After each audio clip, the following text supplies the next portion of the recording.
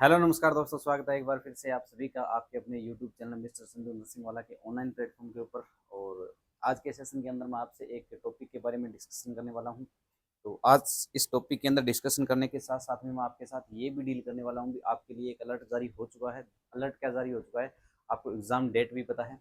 भी नोटसेट 10 का जो एग्जाम है वो 12 अप्रैल को प्रीलिम्स का एग्जाम होने वाला है। तो उसकी आपकी तैयारी कैसे चल रही है, फर्स्ट ऑफ ऑल तो आप ये बताओ मुझे कमेंट करके। और दूसरा आप ये बताओ भी आपके लिए जो ये वैकेंसीज आई है, टोटल कितनी वैकेंसीज आई है, इनके बारे में मैं डिटेल से आपको बताने वाला हूँ और अपकमिंग कुछ वैकेंसीज के बारे में मैं बताने वाला हूँ। तो इस टॉपिक को पढ़ने से पहले क्यों ना हम उस इम्पोर्टेंट जानकारी के बारे में आपको बता दिया जाए। तो सबसे पहले फर्स्ट ऑफ ऑल आप ये नोटिफिकेशन देख सकते हो। ये जो नोटिफिकेशन दिखाया गया है ये एम्स दिल्ली की जो ऑफिशियल वेबसाइट है उसके ऊपर दिखाया गया है। ठीक है, तो दैट इज कन्फर्म कि ये जो नोट सेट 10 का जो एग्जाम है वो आपको पता है कब होने वाला है। नोट सेट जो 10 है, ठीक है, नोट सेट जो 10 है इसका जो एग्जाम है वो कब होने वाला है भाई।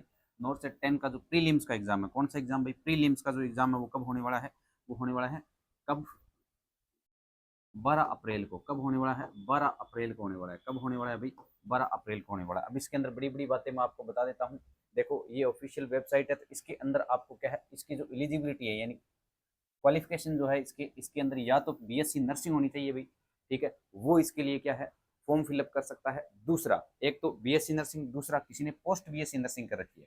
ठीक है, या तो आपके पास क्या होना चाहिए, बीएससी नर्सिंग होनी चाहिए, या तो जो बीएससी नर्सिंग स्टूडेंट है वो फिलअप कर सकता है। दूसरा कौन कर सकता है, या जो क्या है जिसने पोस्ट बीएससी कर रखी है, किसने कर रखी है अभी, जिसने पोस्ट बीएससी कर रखी है वो भी फिलअप कर सकता है। तीसरा अल्टरनेट ऑप्शन आपके पास ये आता है भी जो स्टूडेंट जिन्होंने जीएनएम कर रखी है, जीएनएम के साथ में आपको 2 ईयर एक्सपीरियंस, कितना भाई, 2 ईयर एक्सपीरियंस। अगर आपके पास 2 साल का एक्सपीरियंस है, कितने बेड का, 50 बेडेड हॉस्पिटल का, ठीक है, कितने कितने बेडेड हॉस्पिटल का होना चाहिए, 50 बेडेड हॉस्पिटल का आपके पास एक्सपीरियंस है। तो तीन ऑप्शन आपके पास है। जो बीएससी नर्सिंग स्टूडेंट है वो इसको फिलअप कर सकते हैं। दूसरा अपियर के, इसके अपियर वाले इसके अंदर फिलअप नहीं कर सकते हैं। उसके बाद में आगे बात करें तो एक तो होता है जीएनएम जो वाला है, उसके अंदर क्या चाहिए आपको, 2 ईयर एक्सपीरियंस चाहिए, कितना, 50 बेडेड हॉस्पिटल होना चाहिए। ठीक है, और इसके अंदर भी ऐसे प्रोविडेंट फंड कटा हुआ होना चाहिए, प्रॉपर उसकी सैलरी आनी चाहिए। ठीक है, उस हिसाब से क्या होना चाहिए, ये होना चाहिए। फर्जी आपका नहीं चलने वाला है, क्योंकि अभी एम्स दिल्ली ने बहुत सारे जीएनएम स्टूडेंट्स को क्या किया है, निकाला है, जिसके पास क्या था, फर्जी था, फेक था, झूठा था। ठीक है, तो उनको भी निकाला है, टर्मिनेट कर दिया गया। तो इस बात को ध्यान में रखना है। आगे चलते हैं। इसका जो 50 बेडेड हॉस्पिटल ये मैंने बता दिया आपको। इसके बाद में मैं बात करूँ एज क्राइटेरिया जो है, इसका एज क्राइटेरिया की बात करें, किसकी बात करें, एज क्राइटेरिया क्या है इसका। तो जनरल कैटेगरी जो वाले हैं भाई, कौन सी कैटेगरी के, जनरल कैटेगरी वाले हैं, उनके लिए क्या है, उनके लिए भाई 30 ईयर है। कितनी है, जनरल जो कैटेगरी है उनके लिए क्या है, जनरल कैटेगरी के अंदर क्या है, 30 ईयर है। कितनी है भाई, 30 ईयर क्या है, एज रखी गई है इसके अंदर। 31 वाला इसके अंदर एलिजिबल नहीं है। क्लियर। दूसरी बात, आगे चलते हैं। उसके बाद बात करूं मैं एससी के लिए और ओबीसी के लिए। ओबीसी जो वाले हैं, ओबीसी के जो स्टूडेंट है, ओबीसी को स्टूडेंट है वो कितने, 33 साल तक उम्र है उनकी। कितनी है, 33 ईयर क्या है, 33 ईयर तक आप क्या कर सकते हो, फॉर्म फिलअप कर सकते हो। ठीक है, नोट सेट का, नोट सेट के जो एग्जाम है, पहले बात ये पता होना चाहिए इसकी फुल फॉर्म क्या होती है। तो nursing officer recruitment common eligibility test के नाम से जाना जाता है। ठीक है, साल के अंदर 2 बार लगने वाला एग्जाम होता है और 1 लाख रुपए सैलरी आपको पर मंथ की देकर जाता है। सेंट्रल गवर्नमेंट की जॉब होती है, एम्स अलाउट होते हैं आपके रैंक के अकॉर्डिंग। तो उसके बाद में बात करें एससी की। ठीक है, शेड्यूल कास्ट वालों के लिए क्या है, 35 साल तक वो क्या कर सकता है भाई, फॉर्म फिलअप कर सकता है। एज जो क्राइटेरिया इसका क्या है, 35 साल तक रहने वाला है। ठीक है, यहाँ तक क्लियर। आगे आगे की जानकारी के लिए आपको मैं बता दूं, जनरल जो ओबीसी कैंडिडेट है, ठीक है, जनरल कैटेगरी का एक तो होना चाहिए जनरल कैटेगरी वाले, और एक कौन सा होना चाहिए, ओबीसी। जनरल और ओबीसी जो है दोनों क्या है भाई, दोनों जो है, जस्ट 1 सेकेंड, जनरल और ओबीसी जो दोनों है, जनरल और ओबीसी, ठीक है, वो क्या है, वो कितनी फीस में भरे जाएंगे भी फॉर्म, उनके 3000 रुपये लगेंगे। कितने, 3000 रुपये लगने वाले हैं। किसके, 3000 रुपये लगने वाले हैं, किनके लगने वाले हैं भाई, 3000 रुपये। ठीक है, जो जनरल कैटेगरी से, कौन सी कैटेगरी से, जनरल कैटेगरी से एक तो, और दूसरा कौन सा है, ओबीसी से है। एक तो होता है जनरल से और दूसरा किससे अभी, ओबीसी से है। ठीक है, उनके अंदर आपको क्या है, ये चीजें आपको देखने को मिलेगी भी, 3000 रुपये उसकी क्या है, फॉर्म फिलअप करने की फीस है। ठीक है गुरु जी, कर दियो फॉर्म फिलअप, सारो आप सिलेक्ट करा के छोड़ा एम्स में। ठीक है, शुरुआत से लगा हूँ मैं, सारी धीरे धीरे आगे जानकारी आपको देने वाला हूँ। ठीक है, यहाँ तक क्लियर। आगे देखो, इसके बाद में जो एससी वाले हैं उनकी कितनी है, 2400 रुपये फीस अभी। कितनी, ₹2400 फीस है। एससी वालों को क्या है, रिफंड भी मिलता है। रिफंड कब मिलता है, अगर आपने प्रीलिम्स दिया, अगर प्रीलिम्स आपका क्लियर हो गया तो वो आपको रिफंड नहीं मिलने वाला है। आपने एग्जाम दिया, एग्जाम देने के बाद में अगर आप फेल हो जाते हो प्रीलिम्स के अंदर, तो आपको क्या है, इसके अंदर आपका रिफंड मिलता है एससी कैटेगरी वालों को, ठीक है। उसके अंदर भी आपको क्या है, सेंट्रल, ठीक है, कास्ट सर्टिफिकेट चाहिए आपको। सेंटर वाला क्या है, कास्ट सर्टिफिकेट होना चाहिए। एससी वालों का और ओबीसी जनरल के लिए इनको तो मिलता ही नहीं है, तो इनके अंदर भी क्या होगा, 6 मंथ का क्या है, लेटेस्ट 6 मंथ का क्या चाहिए, शेड्यूल सर्टिफिकेट चाहिए, ठीक है। अब रिफंड किसको मिलता है, सिर्फ एससी वालों को मिलता है, ओबीसी और जनरल वालों को नहीं मिलता है, ठीक है। अगर प्रीलिम्स क्लियर हो जाता है आपका तो आपको नहीं मिलने वाला है रिफंड, ये आप उम्मीद छोड़ दो, ठीक है भाई। आगे बात करते हैं, इसके अंदर और क्या दिया गया, online CBT computer based test होता है, ठीक है। सीबीटी का मतलब क्या होता है, कंप्यूटर बेस्ड टेस्ट होता है, ये ऑफलाइन टेस्ट नहीं होता, ये ऑनलाइन होने वाला टेस्ट होता है। टेस्ट मतलब जिसके अंदर आप क्या करोगे, 11 अप्रैल को, कब भैया, 11 अप्रैल शनिवार को क्या है, प्रीलिम्स का एग्जाम है, और मेंस का जो एग्जाम है वो आपका 30 अप्रैल को लगने वाला है। कब, 11 अप्रैल को। कब, 11 अप्रैल को। तो इसका क्या है, नोरसेट 10 की मैं बात कर रहा हूँ, इसकी बात कर रहा हूँ भाई, नोरसेट। नोरसेट नाम ही बड़ा है, ठीक है। नोरसेट 10 की मैं बात कर रहा हूँ। नोरसेट जो 10 है, इसके अंदर बात करें तो भाई इसकी जो सीबीटी मोड का टेस्ट है, पहली बात, कैसा टेस्ट है ये, सीबीटी मोड का टेस्ट है, कंप्यूटर बेस्ड टेस्ट है। दूसरी मैं बात करूं इसके अंदर, तो ये जो क्या है, 11 अप्रैल को, कब, 11 अप्रैल को क्या है, 11 अप्रैल को क्या है, इसका प्रीलिम्स एग्जाम होगा। कौन सा एग्जाम होगा, प्रीलिम्स एग्जाम होगा। प्रीलिम्स मतलब क्या है, पहला पेपर इसके अंदर होने वाला है। इसके अंदर आपको टाइम कितना मिलने वाला है, 100 क्वेश्चन आएंगे, 90 मिनट का इसके अंदर टाइम मिलेगा। कितने क्वेश्चन आएंगे, 100 क्वेश्चन आएंगे, किसके, प्रीलिम्स के अंदर 100 क्वेश्चन आएंगे। टाइम आपको कितना मिलेगा भाई, 90 मिनट का क्या है, टाइम मिलने वाला है इसके अंदर। ओनली फॉर प्रीलिम्स की बात कर रहा हूं मैं, अभी मेंस तक गए नहीं है, प्रीलिम्स की बात कर रहा हूं। तो प्रीलिम्स के अंदर आपके, अगर प्रीलिम्स के अंदर 100 क्वेश्चन है तो उसके अंदर 90 मिनट आपको टाइम मिलने वाला है। दूसरी बात और बता देता हूँ, 80 क्वेश्चन इसके अंदर किसके आते हैं भाई, 80 जो क्वेश्चन है, 80 क्वेश्चन इसके अंदर किसके आते हैं, 80 क्वेश्चन ओनली फॉर नर्सिंग के आते हैं। किसके आते हैं, नर्सिंग के आते हैं। कितने क्वेश्चन आते हैं, 80 क्वेश्चन किसके आते हैं भाई, नर्सिंग के, ठीक है। नर्सिंग के अंदर सब्जेक्ट की बात बता दूं मैं, साथ साथ में वेटेज बता देता हूं। तो भाई प्रीलिम्स के अंदर आपको क्या है, one liner question as a scenario based देखने को मिलते हैं। मेंस और प्री के अंदर डिफरेंस बहुत होता है। आप प्री निकालना चाहते हो तो प्री के अंदर आपका क्या है, बेस क्लियर होना चाहिए। क्या होना चाहिए, बेस क्लियर होना चाहिए, बेसिक जो बातें हैं वो पता होनी चाहिए, ठीक है। कितने, 80 क्वेश्चन आएंगे ओनली फॉर किसके, नर्सिंग के, प्लस में इसके 20 क्वेश्चन आते हैं नॉन नर्सिंग के, इसके अंदर, प्री के अंदर, ठीक है। प्री के अंदर क्या आएंगे, नॉन नर्सिंग के। नॉन नर्सिंग की बात करूँ तो नॉन नर्सिंग के अंदर कौन कौन से आएंगे भाई, नॉन नर्सिंग के अंदर एक आएगा आपका रीजनिंग आएगा, ठीक है, रीजनिंग आएगा। इंडिया जी के आता है, करंट जी के आता है, ये सारी क्या है, इंडिया जी के आता है, करंट जी के आता है, ये सारी बातें आपसे पूछी जाती है इसके अंदर, प्री के अंदर, ठीक है। 20 क्वेश्चन आते हैं इसके नॉन नर्सिंग के, ठीक है। और टोटल आपको क्वालिफाई करने के लिए, टोटल क्वालिफाई करने के लिए आपको प्रीलिम्स निकालने के लिए एससी ओबीसी और जनरल कैटेगरी के लिए बता देता हूँ। एससी की मैं बात करूँ, एससी वालों ने अगर इसके अंदर क्या है, प्रीलिम्स के अंदर कितने क्वेश्चन ठीक कर दिए भाई, नर्सिंग के अंदर भी आप 65 तक या 70 तक चले जाते हो तो आपका प्रीलिम्स क्लियर हो जाता है। किसके अंदर, एससी वालों के अंदर। तो नॉन नर्सिंग को तो आपको हाथ ही नहीं लगाना, नॉन नर्सिंग के अंदर 4-5 क्वेश्चन तो ऐसे आते हैं, तो ऑलरेडी सभी को आते हैं, तो आप उनको भी रैंडमली कर सकते हो। तो प्रीलिम्स का मामला यहाँ से सल्ट जाता है, सारा ही निपटा देते हैं इसको साथ में, ठीक है। इसके सब्जेक्ट की बात करूँ तो एक सब्जेक्ट आता है एमएसएन, मेडिकल सर्जिकल नर्सिंग का बड़ा वेटेज रहता है इसके अंदर, plus fundamental of nursing. Not set पूरा जो एग्जाम टिकता है वो किसके ऊपर टिकता है, medical surgical nursing plus fundamental of nursing, दोनों के ऊपर ये एग्जाम टिकता है। इसके ऊपर, इसके ऊपर दो सब्जेक्ट बड़े वेटेज रखते हैं इसके अंदर, बहुत भारी वेटेज रखने वाले हैं, उनका नाम मैंने बता दिया, एक मेडिकल सर्जिकल नर्सिंग और एक कौन सा, फंडामेंटल ऑफ नर्सिंग। इसके अंदर सिस्टम की मैं बात बता देता हूँ। तो एमएसएन के अंदर कौन कौन से सिस्टम होते हैं, एमएसएन के अंदर जो ये होता है,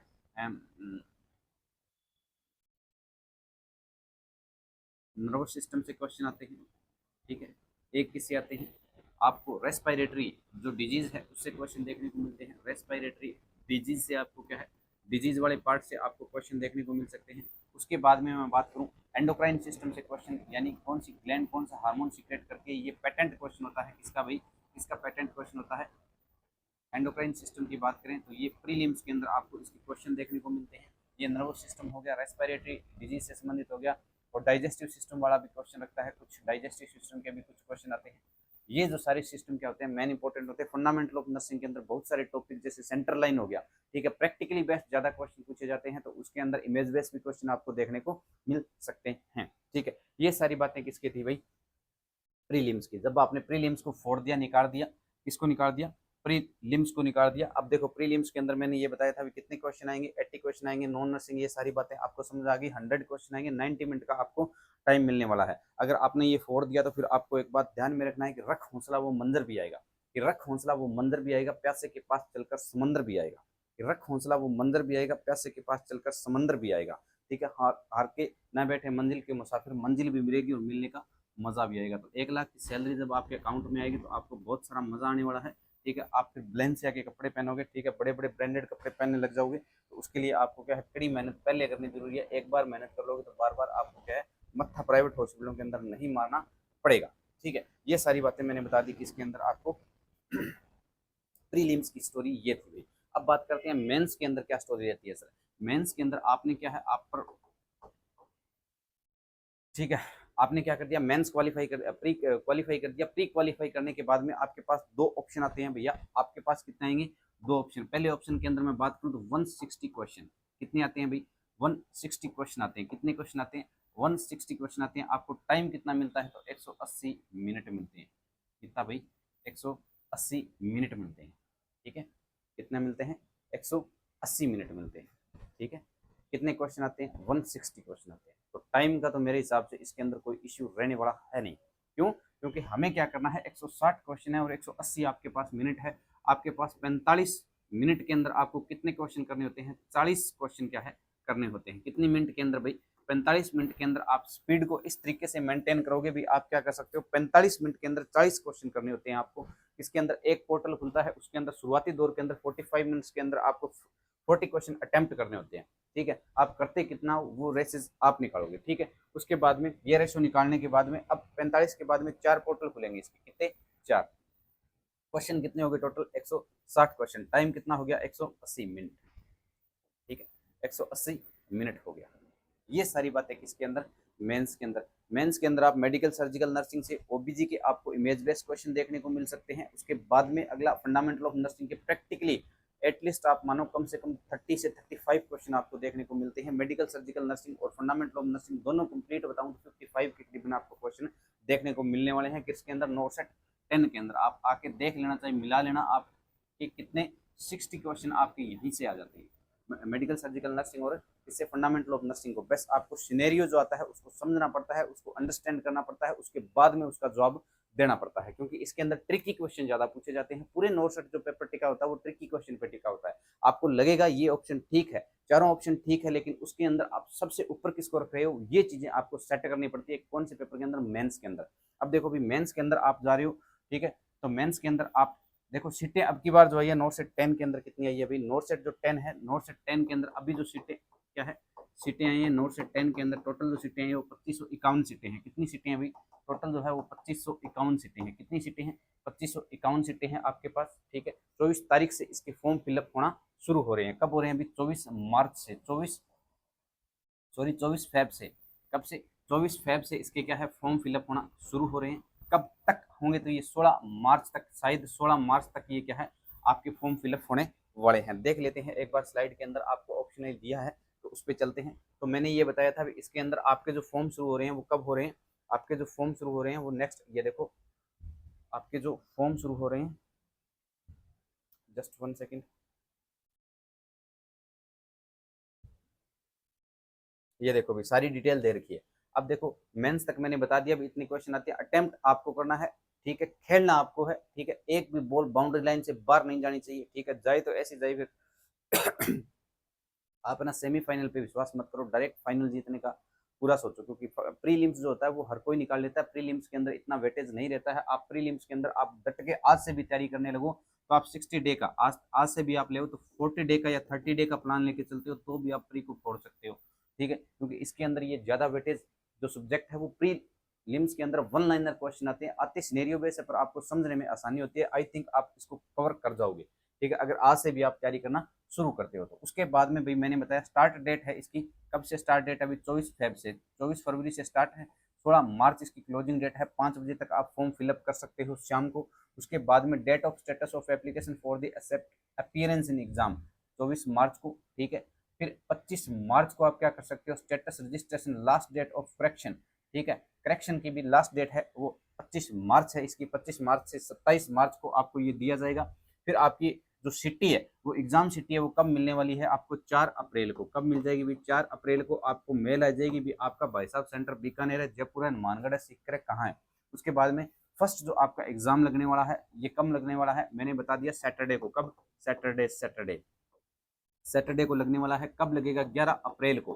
कब लगेगा भाई, 11 अप्रैल को होने वाला है। उसके बाद में जो सेकंड जो एग्जाम है मैंने बता दिया 30 अप्रैल को होने वाला है, इसको थर्सडे को, ठीक है, ये होने वाला है। अब देखो भी ये सारा रिजल्ट जो होगा वो रिजल्ट का ज्यादा इसका प्रोसेस नहीं रहता है, 3-4 दिन की, 3 या चौथे दिन तो क्या है इसका प्रीलिम्स का रिजल्ट आ जाता है। उसके बाद में आपको 30 तारीख तक आपने दिया, 30 से 1 हफ्ते के अंदर आपको क्या है मेंस का रिजल्ट भी आपको दे देते हैं, ठीक है। ये सारा प्रोटोकॉल रहता है किसका, एम्स दिल्ली का भाई, ठीक है। ये सारी बातें थी किसकी, नोरसेट की, ठीक है। नोरसेट के अंदर बहुत सारा ये क्राइटेरिया मैंने आपको बता दिया, काम काम की चीजें बता दी। टोटल सीटें हैं 2551 सीटें हैं, लेकिन जोधपुर एम्स के अंदर अब की बार आई थिंक कोई सीटें नहीं आई है। सबसे ज्यादा आपको मैं बताऊं तो सीटें जो आई है मैं बता देता हूँ कौन कौन से एम्स के अंदर सीटें आई है आपकी, ठीक है। जो सीटें आई है उसके अंदर आपका जो पहला है वो बताऊं आपको। तो पहला जो एम्स है वो है एम्स बठिंडा के अंदर आपकी सीट आई है। एम्स बठिंडा के अंदर, एम्स भोपाल के अंदर भी सीटें देखने को मिलेगी, एम्स भुवनेश्वर के अंदर भी है, ठीक है। एम्स गोरखपुर के अंदर है, एम्स गुवाहाटी के अंदर है, उसके बाद में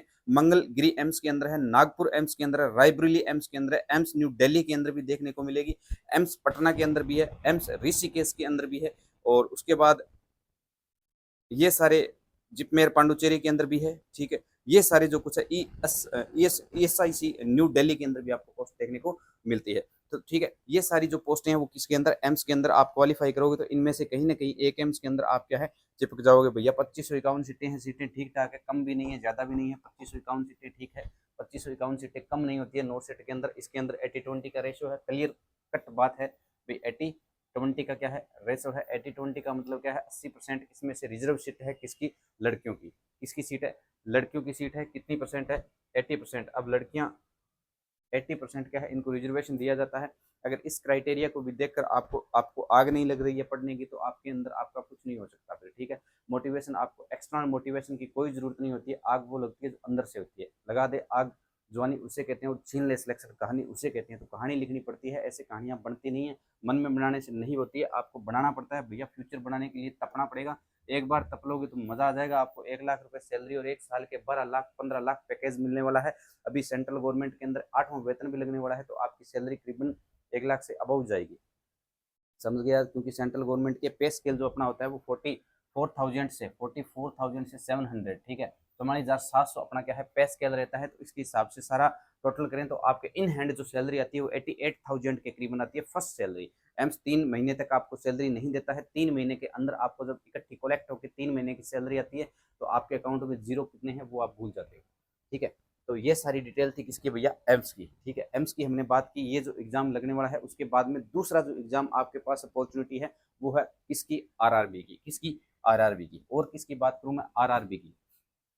आरआरबी भी कोई छोटा एग्जाम नहीं है, सेम हेयर इसके एम्स के टक्कर का एग्जाम है। इसके अंदर सीधा डायरेक्ट नर्सिंग सुप्रिटेंडेंट बनने का आपको मौका मिलता है। नोटसेट 10 की इसकी आरआरबी की बात करें तो आरआरबी के अंदर जो टोटल सीटें हैं वो 272 पोस्ट आई है। कितनी पोस्ट आई है, 272 पोस्ट आई है। कितनी पोस्ट आई है, 272 पोस्ट है। अभी करंट के अंदर 272 पोस्ट है, उसके अंदर एग्जाम लगने वाला है अभी मार्च के अंदर, 10 मार्च से 12 मार्च के अंदर एग्जाम होने वाले हैं, ठीक है। इस जो वैकेंसी है आरआरबी की, आरआरबी का मतलब रेलवे रिक्रूटमेंट बोर्ड की एक वैकेंसी आती है। उसके अंदर आपको 70 क्वेश्चन किसके देखने को मिलते हैं, 70 जो क्वेश्चन देखने को मिलते हैं वो नर्सिंग के देखने को मिलते हैं। और साथ में क्या होता है, साथ में इसके अंदर नॉन नर्सिंग होती है। 30 क्वेश्चन आपको क्या है नॉन नर्सिंग के। नॉन नर्सिंग के अंदर क्या होगा, जनरल साइंस देखने को मिलेगी आपको, जनरल साइंस के क्वेश्चन आएंगे। उसके बाद में आपके पास करंट जी के दूसरा ऑप्शन आता है। उसके बाद में रीजनिंग और मैथ, ठीक है। अगर ये 4 सब्जेक्टों के ऊपर किसी की पकड़ है, ठीक है, आपने बढ़िया तरीके से कवर कर रखे हैं तो आप आरआरबी भी क्वालिफाई कर सकते हो। आरआरबी की बढ़िया पोस्ट है, सैलरी सेम रहने वाली है। नर्सिंग सुप्रिटेंडेंट की पोस्ट है, एनएस की पोस्ट है, तो आप इसके लिए भी एफर्ट लगा सकते हो। अभी भी आपके पास टाइम है। टोटल अभी आपके पास 15-16 दिन पड़े हैं। आप 15-16 दिन के अंदर आप क्या कर सकते हो, एक बार पूरी नर्सिंग को रिवाइज कर सकते हो अगर एक पैटर्न पे चलो तो। एक पैटर्न पे चलने का मतलब ये होता है भी आप मान के चलो 3 दिन के अंदर क्या कर रहे हो, 3 दिन के अंदर, ठीक है, ओबीजी पूरा क्लास कर रहे हो 3 दिन के अंदर, 3 दिन, 3 नहीं 4 लगा लो, एमएसएन कर रहे हो, ठीक है, एमएसएन कर रहे हो, साइकेट्रिक 1.5 दिन के अंदर कर रहे हो, ठीक है, और उसके बाद में पीडिया, पीडिया और फार्मा 1 दिन के अंदर हो जाता है, ठीक है। तो इस तरीके से आप क्या कर सकते हो भाई, 15 दिन के अंदर पूरी नर्सिंग की क्या है थ्योरी रिवाइज कर सकते हो, मेन सब्जेक्ट है वो आप रिवाइज कर सकते हो, ओबीजी हो गया, एमएसएन हो गया, फंडामेंटल ऑफ नर्सिंग 2-2.5 दिन के अंदर आप क्या है कंप्लीट कर सकते हो, 2 से लेकर 2.5 दिन के अंदर आप क्या कर सकते हो कंप्लीट कर सकते हो। एक बार ये पूरा रिवीजन आपने कर लिया और उसके बाद में आपने क्वेश्चन प्रैक्टिस अच्छे से कर रखी है तो आपका सिलेक्शन कोई नहीं रोक सकता है, ठीक है। समझ गए बात आप, ये सारी जो चीजें आपको देखने को मिलती है आरआरबी के अंदर, ठीक है। आरआरबी का पैटर्न होता है वो 70 क्वेश्चन किसके अंदर आते हैं, नर्सिंग के आते हैं, और 30 क्वेश्चन किसके आते हैं, नॉन नर्सिंग के आते हैं। इसके बाद में थर्ड वैकेंसी जो आई है, एक आई है हरियाणा स्टाफ सिलेक्शन कमीशन की, किसकी, हरियाणा स्टाफ सिलेक्शन कमीशन की तीसरी वैकेंसी आई है। उसकी बात करें HSSC, Haryana staff selection commission, ठीक है, हरियाणा स्टाफ सिलेक्शन कमीशन की, ये सिर्फ हरियाणा वाले भर सकते हैं भाई, ठीक है, हरियाणा स्टाफ सिलेक्शन कमीशन बोलते हैं इसको। ये जो पोस्ट है बड़ी डेंजर पोस्ट है भाई साहब, मजे एकदम मजे हैं इसके अंदर, मजे ही मजे हैं। आपको क्या करना है, इसके अंदर कितने क्वेश्चन आते हैं, इसके अंदर कितने क्वेश्चन आते हैं, 100 क्वेश्चन आते हैं, कितने क्वेश्चन आते हैं, 100 क्वेश्चन आते हैं भाई। 100 क्वेश्चन जो आते हैं इसके अंदर आपको सेम जो ये होता है आपको देखने को मिलता है, 70 क्वेश्चन तो नर्सिंग के आते हैं, 70 क्वेश्चन क्या आते हैं, 70 क्वेश्चन इसके अंदर क्या है नर्सिंग के आते हैं, और 30 क्वेश्चन आपके क्या आएंगे, नॉन नर्सिंग के आएंगे। नॉन नर्सिंग के अंदर कौन कौन से आते हैं, तो कंप्यूटर आता है, एक तो कंप्यूटर आता है भाई, दूसरा क्या आता है, हिंदी भी देखने को मिलती है, हिंदी के बाद में करंट जीके, करंट जीके के बाद में इंडिया जीके, ये सारे जो सब्जेक्ट है आपको देखने को मिलते हैं। 70-30 यानी आरआरबी का सेम पैटर्न इसके अंदर फॉलो अप होगा, लेकिन आपको एक चीज ध्यान में रखनी है, HSSC का जो एग्जाम होता है ये जल्दी क्वालिफाई होता है। क्यों, क्योंकि हरियाणा स्टेट के अंदर ऐसे क्वेश्चन जो अपने राजस्थान स्टेट के अंदर जो अपना पैटर्न रहता है मॉडरेट से सीवियर टाइप का पेपर रहता है, लेकिन राजस्थान सरकार के कंपेरिजन के अंदर क्या है, हरियाणा स्टेट के अंदर क्या है, आपको क्या देखने को मिलेगा, जो माइल्ड टाइप का पेपर आता है, इतना टफ पेपर नहीं होता है, आप आराम से क्वालिफाई कर सकते हो अगर आप कंटिन्यू क्या कर रहे हो, पढ़ाई कर रहे हो तो, ठीक है। ये सारी कुछ वैकेंसीज की बातें थी। अब एनएचएम की जो पोस्ट आगे आने वाली है, ठीक है, जो और उसके बाद में आगे जो पोस्ट आएगी वो सीएचओ की आएगी, उनके अभी आगे डिस्कशन करेंगे नेक्स्ट बैच के अंदर। तो आज की जानकारी के अंदर ये 3 वैकेंसियों के बारे में मैंने बताया, जो अपकमिंग वैकेंसी है, एग्जाम भी आपके लगने वाले हैं जल्द से जल्द। देखो अप्रैल के अंदर आपका नोट सेट हो रहा है, मार्च के अंदर आपका आरआरबी हो रहा है, वैकेंसी इस पूरे साल के अंदर पूरी वैकेंसियां भरी पड़ी है लास्ट तक पूरे, क्योंकि नोट सेट 10 के बाद में नोट सेट 11 भी है, नोट सेट 11 की भी दिल्ली जो एम्स है उसने क्या कर रखा है, गाइडलाइन में डाल रखा है, नोट सेट 11 का जो है वो भी आपको क्या है एग्जाम देखने को मिलने वाला है सितंबर के अंदर फ्री होगा। उसके थोड़े ही टाइम बाद में अक्टूबर के अंदर, शायद 7 अक्टूबर को हो, कौन सा होने वाला है, मेंस का एग्जाम होने वाला है। तो ये जो वैकेंसी है आपके पास बहुत सारी अपॉर्चुनिटीज है, ठीक है। तो अब आप तैयारी करो या न करो ये आपके हाथ में है, लेकिन मेरे हिसाब से तैयारी करनी चाहिए, क्योंकि प्राइवेट हॉस्पिटल के अंदर आप धक्के खाओगे तो वहां पर आपको 15 या 18 हज़ार से ऊपर सैलरी मिलने वाली नहीं है। चाहे आप बीएससी हो, चाहे जीएनएम हो, चाहे प्रैक्टिकली हो, कुछ भी कर रखा हो आपने, कितना भी एक्सपीरियंस हो, 20 हज़ार से ऊपर कोई सैलरी नहीं मिलने वाली है। इन चीज़ों को आपको ध्यान में रखना है, ठीक है।